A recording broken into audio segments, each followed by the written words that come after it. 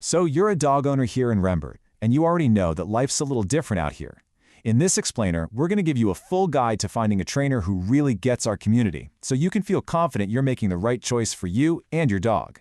You know, in a place like Rembert, a well-behaved dog isn't just great for your family, they're a great neighbor. Training is really all about making sure your dog can happily and safely fit into the quiet, rural life that we all love here in Sumter County. Okay, here's what we're going to cover. First, we'll talk about the specific skills a dog needs for life in Rembert. Then, we'll get into the different training methods, how to check out a trainer, what it might cost, and finally, some local rules and places you should know about. So what does it actually mean to have a Rembert-ready dog? Well, it's about training for the world we live in.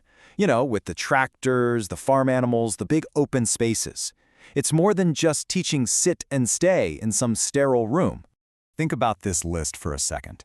You really need a dog who can stay cool when a piece of farm equipment rumbles by, who can walk nicely on a road that doesn't have a sidewalk, and who understands that the neighbor's cows are not in fact giant chew toys. These are the skills that make for a safe and easy life out here.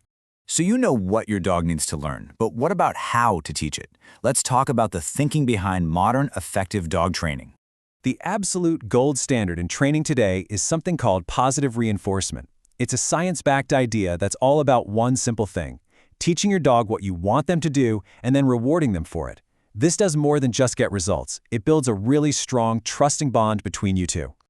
When you see it laid out like this, the choice is pretty clear, right? Modern, science-based training creates a confident dog who actually wants to listen to you.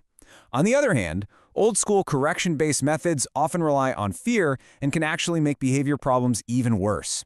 You'll want to find a trainer who lives and breathes in that first column. All right, so you know what kind of method you're looking for. But how can you be sure you're hiring a real professional who knows how to use it? Let's talk about how to properly check out a trainer.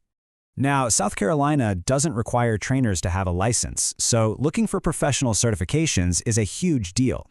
You don't have to memorize all these letters, just know that seeing them means a trainer has put in the work, passed some tough exams, and follows a code of ethics. It's really your best signal that you're dealing with a pro. A good trainer will probably offer a few different options. Group classes are fantastic for getting your dog used to being around other dogs and people. Private lessons are better if you're tackling a specific problem at home. And board and train programs are very intensive, but you have to remember, the real work begins when your dog comes home, because you're the one who has to keep up with it. Okay, let's get practical and talk about money and what to ask. How much should you plan to spend, and what are the must-ask questions before you hire anyone? Here's a ballpark idea of what training costs in the Rembert area. A group class will probably cost you a couple $100s for the whole course. A 2-week board and train, on the other hand, is a much bigger investment, usually running into the thousands. Knowing these numbers can help you figure out your budget. When you're on the phone with a trainer, have these questions handy. You want to make sure their philosophy is positive reinforcement. Ask them how they'll adapt the training for our rural environment. And always get a clear price up front, especially asking if they charge extra for travel to get to your place. Now let's tie all of this back to our community.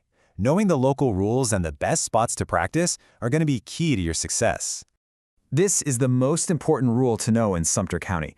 While we don't have a universal leash law everywhere, the standard is that your dog must be under your control.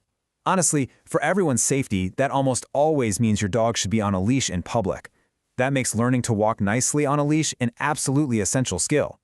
Beyond the local rules, there is one single legal requirement for every dog in the state of South Carolina, and that is a current rabies vaccination. Your vet gives you a tag, and that tag needs to be on your dog's collar.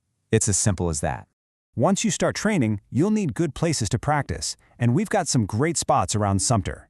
You could try Palmetto Park for working on recall with a long leash, or the beautiful Swan Lake Iris Gardens to practice being calm around lots of people.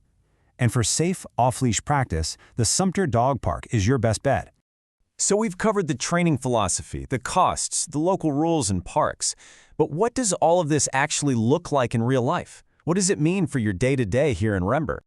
Well, it means you get to enjoy those quiet walks on our country roads without your arm being yanked out of its socket. It means you can have friends over and not worry about your dog jumping all over them. It means your dog is a true partner in your life, ready to enjoy all the best things about living here with you. Good luck on your training journey.